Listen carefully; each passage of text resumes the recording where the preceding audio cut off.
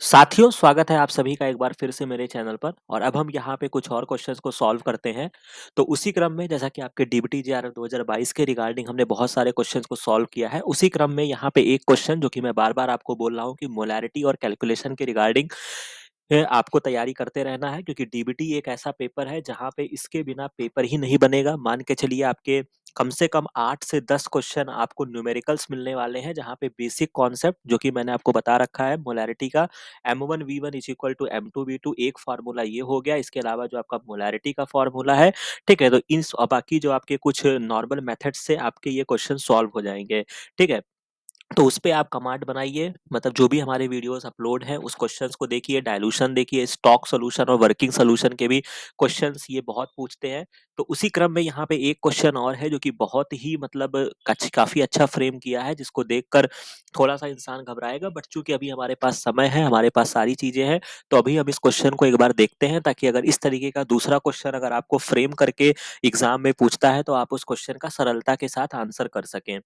तो जैसा कि आप यहाँ पे देख सकते हैं कि while measuring the potassium concentration in the drug formulation, मतलब कोई एक व्यक्ति है जो ड्रग बना रहा है, तो जो आपका टेक्नोलॉजिस्ट है उसने 10 माइक्रोलीटर ऑफ द सैंपल को लिया है और उसको मिक्स कर दिया है 90 microlitre of the test buffer. समझ रहे हैं? तो यानी कि 10 जो है माइक्रोलीटर जो है ये आपका सैंपल है, ठीक है? और इसको इसने मिक्स किया है 90 माइक्रोलीटर आपका जो बफर है या जो भी कह सकते हैं डाइल्यूएंट है, ठीक है? तो अगर आप थोड़ा-सा भी अगर आपने रिसर्च में अगर आप इंटरेस्ट रखते हैं या आपने कभी भी केमिस्ट्री में देखा होगा, तो जब हम इस तरीके का कोई भी काम करते हैं तो यानी कि सैंपल को हमने क्या किया है, डाइल्यूट कर दिया है, ठीक है? इसको हमने 90 माइक्रोलीटर जब इसमें डाला तो ये क्या हो गया है, ये आपका डाइल्यूट हुआ है और इसको हमने 10 टाइम्स डाइल्यूट किया है, ठीक है? ये इसका कॉन्सेप्ट होता है, ठीक है? अब क्या कह रहा है कि मान लीजिए कि इसने इसको साथ मिला दिया, हालाँकि ये जो अब सॉल्यूशन आपका हो गया है, ये आपका 100 माइक्रोलीटर हो गया है, ठीक है? अब इसने क्या किया है कि इस 100 माइक्रोलीटर के रिजल्टिंग सॉल्यूशन से 5 माइक्रोलीटर उठाया है और उसमें उसने पोटेशियम की कंसंट्रेशन मेज़र की है, जो क्या है 25 नैनोग्राम है। यहाँ तक बात आपको क्लियर हो गई होगी। तो चूँकि अब हमसे कह रहे हैं कि what would be the concentration of potassium in the drug formulation, यानी कि जो फॉर्मुलेशन वर्ड आपको यहाँ पे मिलेगा और यहाँ पे मिलेगा। यानी कि जब वो ड्रग फॉर्मुलेशन को इनिशिएट कर रहा था प्रोसेस, तो उस समय ड्रग फॉर्मुलेशन में पोटेशियम की कंसंट्रेशन क्या थी? समझ रहे हैं? तो बस यहाँ पे बहुत ही सिंपल कॉन्सेप्ट आपका अप्लाई होने वाला है। तो अगर हम इसको एक यूनिटरी मेथड से अगर इस क्वेश्चन को अगर हम सॉल्व करने पर जाएँ, तो 5 माइक्रोलीटर में अगर आपको 25 नैनोग्राम वो कंपाउंड है या जो भी कह सकते हैं, तो अगर हम 1 माइक्रोलीटर में देखें तो हम क्या करेंगे, 25 को क्या करेंगे 5 से डिवाइड करेंगे, यानी कि ये 5 नैनोग्राम है, ठीक है? और ये आपका जो वैल्यू निकल के आई है वो पर माइक्रोलीटर निकल के आई है, ठीक है? तो ये जो कंसंट्रेशन आपको मिली है, अगर मैं इसको डिफरेंट कलम से अगर मैं इसको हाइलाइट कर दूँ, तो ये आपको क्या मिली है, ये आपको डाइल्यूएंट होने के बाद मिला है। तो यानी कि जो ओरिजिनल में रहा होगा वो क्या रहा होगा, इसका 10 गुना रहा होगा। तो हम क्या करेंगे 5 को 10 से मल्टीप्लाई कर देंगे, यानी कि 50 जो होगा, ये इसका ओरिजिनल कंसंट्रेशन है। 50 नैनोग्राम पर माइक्रोलीटर जो था ये इसका स्टॉक का कंसंट्रेशन था, या आप कह सकते हैं कि जो इसका ड्रग फॉर्मुलेशन जब इसने प्रक्रिया को स्टार्ट किया तब उसमें क्या था, ये 50 माइक्रोलीटर था, ठीक है? नैनोग्राम पर माइक्रोलीटर। तो यानी कि आपको यहाँ पे एक ऑप्शंस में देखने को मिल जाएगा। क्वेश्चन आईडी आपकी 575 है और जिसका करेक्ट आंसर आपका बनेगा वो 2297 बनेगा। तो यहाँ पर आज आपने एक नई चीजों को सीखा कि अगर डाइल्यूएंट करके या किसी भी तरीके से ऐसे क्वेश्चंस को पूछ रहे हैं तो थोड़ा सा ये ट्रिकी क्वेश्चन है। मैं ये नहीं कहूंगा कि आप इसको देखते हुए तुरंत ही आपको ये क्वेश्चन को सेलेक्ट करना चाहिए कि मुझे ये क्वेश्चन सॉल्व करने हैं, बट ये क्वेश्चंस पे कमांड करिएगा।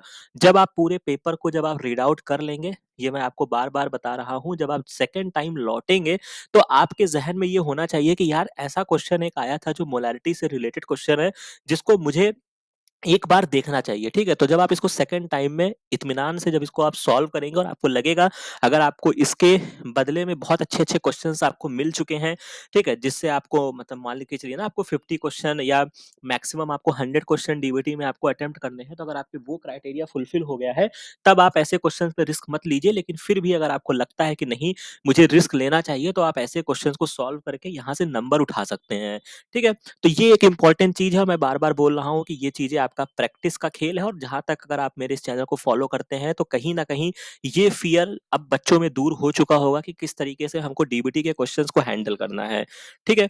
अब यहाँ पे एक क्वेश्चन और है जो कि 673 क्वेश्चन है, जो कि बहुत ही रिपीटेड क्वेश्चन है और बहुत ही कॉमन क्वेश्चन है। और इवन मैं तो ये कहूंगा कि ये क्वेश्चन जो है ये बेसिकली आपके जो नीट के पेपर की तैयारी करते हैं वो स्टूडेंट इस क्वेश्चन को सॉल्व कर देंगे। ठीक है? और मैं आपको बार-बार बोलता हूँ कि ऐसे क्वेश्चंस जो होंगे ये आपके बोनस क्वेश्चन सिद्ध होंगे। और अगर आप प्रीवियस ईयर के क्वेश्चंस को भी उठाएँगे, तो अगर आप आईसीएमआर का एग्ज़ाम का पेपर उठाइए, जहाँ पे मैंने बहुत सारे क्वेश्चंस आपको सॉल्व कराए हैं, डीबीटी मैंने सॉल्व कराया है, और इवन आप सीएसआईआर में भी जाएँगे जहाँ पे आपको सेक्शन बी में ये क्वेश्चन मिल जाएगा। तो which form of the plasmodia is transmitted from mosquito to human. तो चूंकि ये आपका मलेरिया की बात की जा रही है और एक बहुत ही ऐसा टॉपिक है जो आपको पता होना चाहिए। ठीक है, कल को आप जेआरएफ क्वालिफाई करके जाएंगे तो भारत में मलेरिया पे रिसर्च भी बहुत हो रहा है।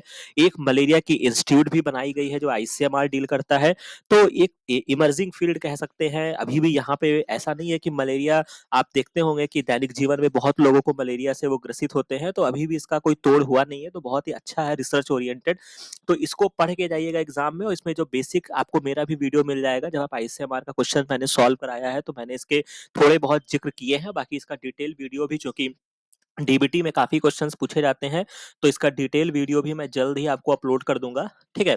तो होता क्या है कि ये आपका प्लाज्मोडियम से ये जो होता है ये इसका वेक्टर होता है। जैसे बहुत सारे आपके प्लाज्मोडियम के स्पीसीज होते हैं, उसको याद रखिएगा। ठीक है? प्लाज्मोडियम वाइवेक्स होता है, मलेरियाई होता है, फ्लैसीपेरम जो होता है ये सबसे खतरनाक प्लाज्मोडियम की स्पीसीज होता है, जो कि ये बहुत खतरनाक सेरिब्रल मलेरिया कॉज करता है। ठीक है? ये इंपॉर्टेंट पॉइंट है, इसको नोट डाउन कर लीजिएगा। ठीक है? तो चूंकि इसमें क्या होता है कि कौन सी स्टेज जो होती है वो मॉस्किटो से ह्यूमन में ट्रांसमिट होती है, तो ये जो स्टेज होती है ये आपकी स्पोरोजोइट होती है। ठीक है? तो ये चीजें आपको याद रखना होगा। ठीक है? इसके अलावा बाकी जब आप इसकी लाइफ साइकिल पढ़ेंगे तो वहां पे मीरोजोइट वर्ड भी आता है, तो इसको हम डिटेल में वहां पे समझेंगे। तो खैर ये एक इंपॉर्टेंट चीज है, अगर आप तैयारी में जुटे हुए हैं और सीरियसली पढ़ रहे हैं तो बाकी तो इसको आपका वीडियो मिल जाएगा। बट मेरे हिसाब से बहुत ही बेसिक चीजें हैं, तो आराम से इसको आप तैयार करके जाइएगा एग्जाम में, जो कि आपके लिए एक बोनस होने वाला है। तो यहाँ पर जिसका करेक्ट आंसर आपका बनेगा वो आपका स्पोरोजॉइट बनेगा। राइट? बाकी जो कुछ मैंने इंपॉर्टेंट चीजें बताई है एटलीस्ट उसको याद रखिएगा। सबसे पहली बात तो आपको स्पोरोजॉइट याद रखना है, मलेरिया की स्टोरी याद रखनी है, प्लाज्मोडियम स्पीसीज से होता है, इसको याद रखिएगा। और सेरिब्रल मलेरिया जो होता है ये आपका प्लाज्मोडियम फ्लैसीपेरम से होता है। ठीक है? तो इतनी बातों को हमने यहाँ पे समझ लिया है। इसके बाद एक क्वेश्चन जो कि यहाँ पे मॉलिक्यूलर बायोलॉजी का भी क्वेश्चन है, बहुत ही आसान क्वेश्चन है। हालांकि इसके रिगार्डिंग अभी मैंने डिटेल में वीडियो नहीं बनाए हैं, बट एक छोटा सा कॉन्सेप्ट मैं आपको दूंगा जिससे आपके ये क्वेश्चन आपका सॉल्व हो जाएगा। तो कहानी यहाँ से स्टार्ट होती है कि आपके सिस्टम में, या कह लीजिए कि जो पूरी मॉलिक्यूलर बायोलॉजी की स्टोरी स्टार्ट होती है, वहाँ पे आपका पॉलीसिस्ट्रॉनिक एक टर्म आता है और एक आपका मोनोसिस्ट्रॉनिक होता है। ठीक है? अब सबसे पहली बात है कि ये सिस्ट्रॉन क्या होता है, तो जो आपकी फंक्शनल यूनिट होती है, ठीक है? अगर हम इसको सरल भाषा में करें, फंक्शनल यूनिट जो होती है जीन की, उसको हम क्या बोलते हैं? सिस्ट्रॉन बोलते हैं। मतलब जो ऐसी यूनिट जो है जो आगे जाके प्रोटीन का कोड करेगी।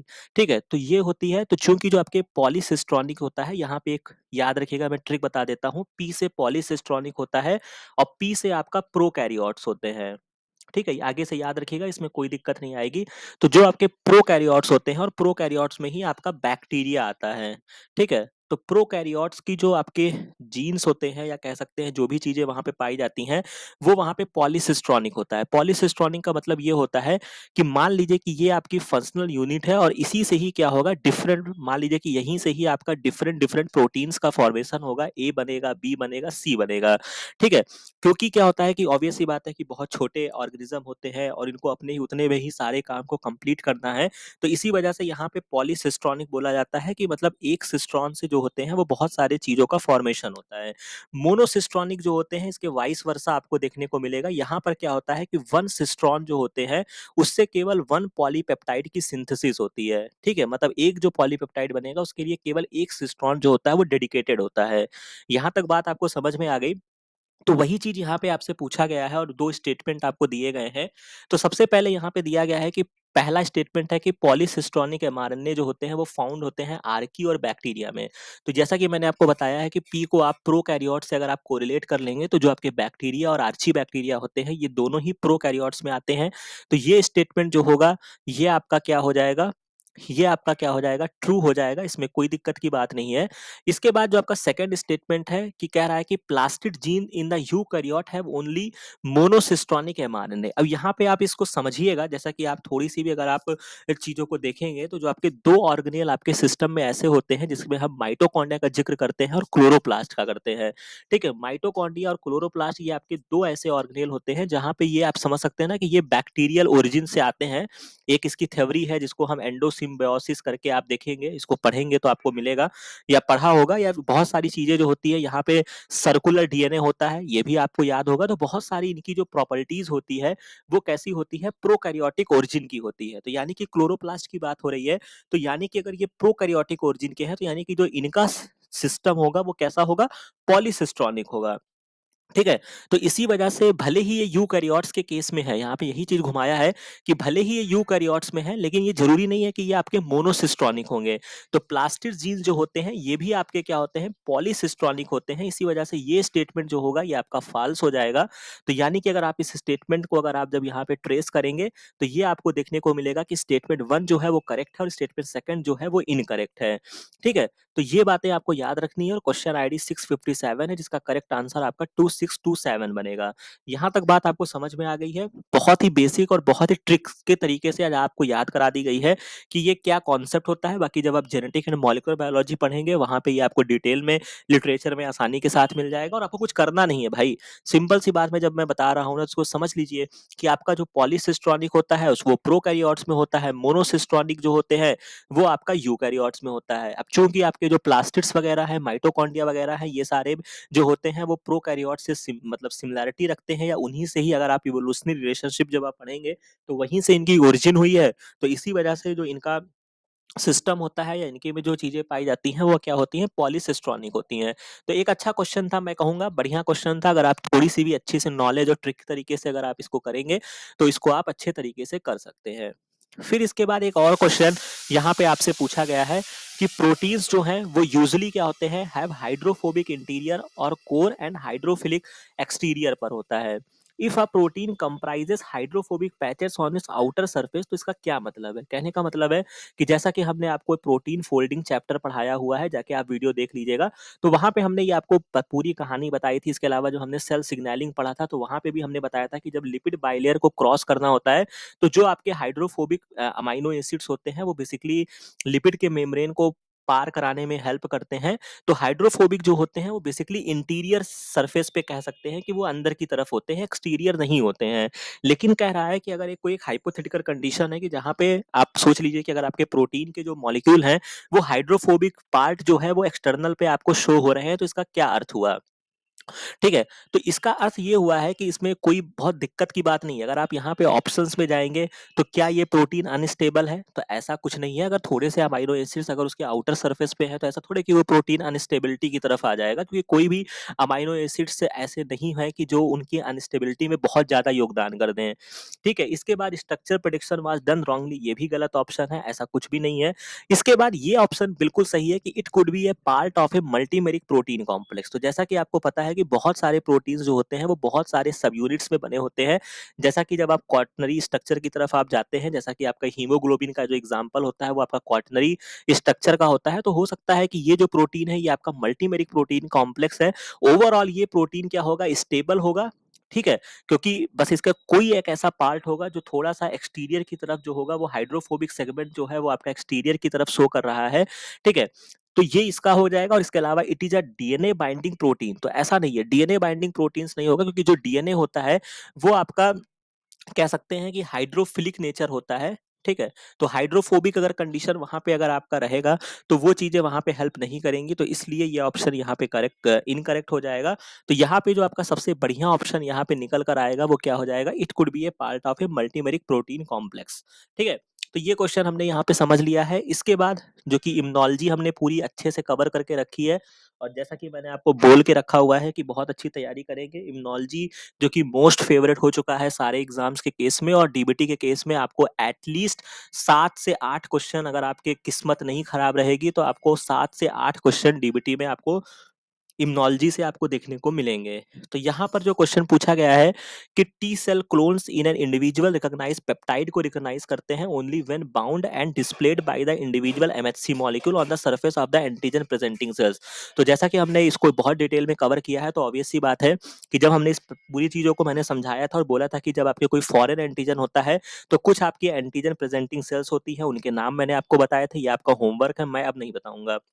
ठीक है, वो तुरंत आपको रिकॉल आ जाना चाहिए कि वो कौन कौन से एंटीजन प्रेजेंटिंग सेल्स थे। वो लेकर आते हैं टी सेल्स को, जब दिखाना होता है तो उसको प्रोसेस करके लाते हैं, मतलब उनको तोड़ ताड़ के लाते हैं, पेप्टाइड का जो मेन पार्ट है उसको लेकर आएंगे और एमएचसी के साथ लग कर वो दिखाते हैं, मेजर हिस्टोकॉम्पेबिलिटी कॉम्प्लेक्स के साथ वो दिखाते हैं, ये जिम्मेदारी होती है। तो इस प्रोसेस को जब वो दिखाते हैं तो इसको हम क्या कहते हैं कि मतलब टी सेल क्लोन जो है वो रिकॉग्नाइज करते हैं केवल only when bound and displayed by the individual MSC molecule on the surface of the antigen presenting cells। तो चूंकि यहाँ पे बहुत इंटरेस्टिंग है कि जब इस क्वेश्चन को पढ़ते हैं बच्चे तो इसमें बहुत सारे स्टूडेंट्स जो होते हैं वो MSC डिस्प्ले के ऑप्शन को यहाँ पे टिक करते हैं, तो यहाँ पे ये नहीं है, यहाँ पे जो आपका करेक्ट ऑप्शन बनता है वो आपका MSC रेस्ट्रिक्शन है, कि मतलब आप MSC को जो रिकॉग्नाइज करके लाएगा, ठीक है, केवल वो जो फॉरेन के खिलाफ ही वो एक्शन करेगा। ठीक है, अपने सेल्फ के खिलाफ एक्शन नहीं करता है, ये आपकी सिस्टम की खूबसूरती होती है। अगर वो सेल्फ एंटीजन के खिलाफ एक्शन करने लगेगा तो क्या हो जाएगा, ऑटो इम्यून डिजीज हो जाएगी। ठीक है, तो ऑटो इम्यून डिजीज की संभावना ना आ जाए, इसी वजह से ये जो प्रोसेस में जो हम टॉलरेट करते हैं इसको हम क्या बोलते हैं, एमएचसी रेस्ट्रिक्शंस बोला जाता है। ठीक है, तो यहाँ पे जो इसका करेक्ट आंसर बनेगा वो 678 का जो करेक्ट ऑप्शन आपका बनेगा वो 2710 बनेगा। ठीक है, तो यहाँ तक आपको बात समझ में आ गई होगी किस लिए यहाँ पे एमएससी रेस्ट्रिक्शन है, डिस्प्ले दिखाना एक अलग चीज है। ठीक है, तो ये इंपॉर्टेंट चीज थी जो मुझे आपको बतानी थी। इसके अलावा जब आप फर्दर की तरफ जाएंगे, एक और क्वेश्चन है, हालांकि इस क्वेश्चन पे मैंने बहुत पहले भी इसके बारे में जब चैनल क्रिएट किया था तो मैंने इसके बारे में बताया था, बट एक बार और समझ लेते हैं। तो चूंकि जैसा आपका कहा गया है कि माइक्रो आरएनए जो होते हैं ये आपके मेजर रेगुलेटर होते हैं जीन एक्सप्रेशन के, सबसे पहली बात जो माइक्रो आरएनए का नाम आता है, तो सबसे पहले जब भी आप आरएनए पॉलीमरेज पढ़ेंगे तो आपके बहुत सारे आरएनएज आपको देखने को मिलते हैं। ठीक है, आरएनए पॉलीमरेज जब आप पढ़ेंगे तो वहां पे आपके फर्स्ट होते हैं, सेकंड होते हैं, थर्ड होते हैं। तो कौन किसको ट्रांसक्राइब करता है, क्योंकि इसी 2022 के पेपर में अगर आप देखेंगे जाके तो मैचिंग में क्वेश्चन आपसे पूछा है, जो आने वाले वीडियोस में मैं आपको सॉल्व कराऊंगा। तो ये एक चार्ट होता है जो आपके एकदम टिप्स पे होना चाहिए। ठीक है, यहाँ से तो गलती आपकी बर्दाश्त ही नहीं करनी है। तो चूंकि जो आपका mRNA होता है ये आरएनए पॉलीमरेज सेकंड ट्रांसक्राइब करता है, इसको याद रखिएगा। बेसिकली ये क्या होते हैं, ये रेगुलेटर होते हैं। बेसिकली क्या करते हैं, ये किसी भी टारगेट प्रोटीन को क्या करते हैं, उसके एक्सप्रेशन को इनिबिट करते हैं, उसके यूटीआर साइज पे जाके बाइंड करते हैं। ठीक है, कुल मिला के उसको डाउन रेगुलेट करते हैं। ठीक है, तो यहाँ पे जो कहा है कि कोई एक एक्सपेरिमेंट है जिसमें ऑब्जर्व किया गया है कि कोई जीन का नाम एक्स है जो कि डायरेक्ट टारगेट है mRNA का। मान लीजिए कि कोई एक mRNA ए है और जीन एक्स है, तो ये जो माइक्रो आरएनए है इस एक्स को जाके इसका टारगेट है, मतलब ये इससे जाके बाइंड कर जाता है। अब चूंकि माइक्रो आरएनए जो होते हैं ये बेसिकली आपके इनिबिटर होते हैं, एक तरीके से कह सकते हैं, जो जीन के एक्सप्रेशन को इनिबिट करते हैं, क्योंकि ये आपके 3' यूटीआर पे जाके बाइंड करते हैं और कॉम्प्लेक्स फॉर्मेशन करते हैं। ठीक है, अब यहाँ पर जो इंटरेस्टिंग चीज है कि अगर आपने उसका ओवर एक्सप्रेशन करा दिया है, ऑफ माइक्रो आरएनए का आपने ओवर एक्सप्रेशन कराया, मान लीजिए कि ये सिस्टम में मान लीजिए कि कम मात्रा में था, लेकिन आपने बाहर से इसको प्रोवाइड करा दिया और अब आपने इसके एक्सप्रेशन को इनहेंस कर दिया है। तो जब आपने इसके एक्सप्रेशन को इनहेंस कर दिया है तो ये और क्षमता के साथ जाके इस पर्टिकुलर टारगेट पे जाके बाइंड होता रहेगा, और जब ये इस पे बाइंड होता रहेगा तो ये इसके क्या करेगा, इस प्रोटीन को इनहिबिट कर देगा। यानी कि इस जो सीक्वेंस एमआरएनए का जो यहाँ पे सीक्वेंस है जिससे आपका प्रोटीन या कह सकते हैं ट्रांसक्रिप्शन होना था, ठीक है, या डीएनए का भी जो भी सीक्वेंस आप कह सकते हैं, जो भी कुछ भी होना था, ये सारी चीजें क्या हो जाएंगी, इनहिबिट हो जाएगी। तो यहाँ पे जो आपका करेक्ट आंसर आपका बनेगा कि both transcript and protein abundance of x जो होता है वो क्या हो जाएगा, रिड्यूस हो जाएगा। ठीक है, तो यानी कि जो आपका ट्रांसक्रिप्शनल लेवल पे ना वो प्रोटीन ट्रांसक्रिप्ट के फॉर्मेशन में आएगी, और जब ट्रांसक्रिप्शन नहीं होगा तो ट्रांसलेशन भी नहीं होगा। ठीक है, तो बहुत ही आसान क्वेश्चन, बहुत ही बढ़िया, बहुत ही लॉजिकल क्वेश्चन यहाँ पे पूछा गया 696, और इसका करेक्ट आंसर जो होगा वो 2784 होगा। तो यहाँ तक ये बातें आपको समझ में आ गई होगी। बाकी कुछ और क्वेश्चंस के साथ हम नेक्स्ट पार्ट में मिलेंगे। बाकी ये वीडियो, ये सारी चीजें अगर आपको समझ में आई हैं, ये क्वेश्चन प्रैक्टिस का सेशन अगर आपको अच्छा लग रहा हो तो इस चैनल को लाइक कीजिएगा, शेयर कीजिएगा, और अपने भी विचार को यहाँ पे रखिए। लक्ष्य जेआरएफ चैनल, जो कि आप अबाउट सेक्शन में जब आप विजिट करेंगे तो यहाँ पे आपको टेलीग्राम चैनल का लिंक मिल जाएगा, तो इस चैनल को ज्वाइन करिए और अच्छे से तैयारी करिए।